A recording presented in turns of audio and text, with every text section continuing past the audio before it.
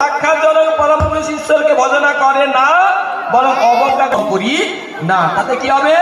তোমাকে মা উঁচু থেকে একেবারে নিচে নামিয়ে দেবে। মানে সাপের লুডু খেলা দেখেছো তো?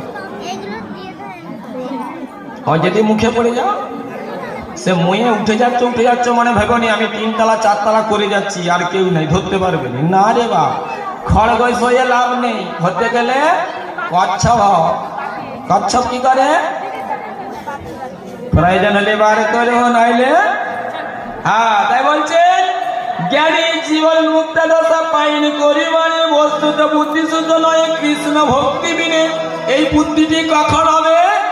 একমাত্র কৃষ্ণ ভক্তি যদি তার মধ্যে থাকে তবেই তার বুদ্ধি আছে, নাইলে কিন্তু হ্যাঁ। বলে ও কোথা থেকে এলো রে বাবা, আ কোথা থেকে এলো, ক কোথা থেকে এলো রে।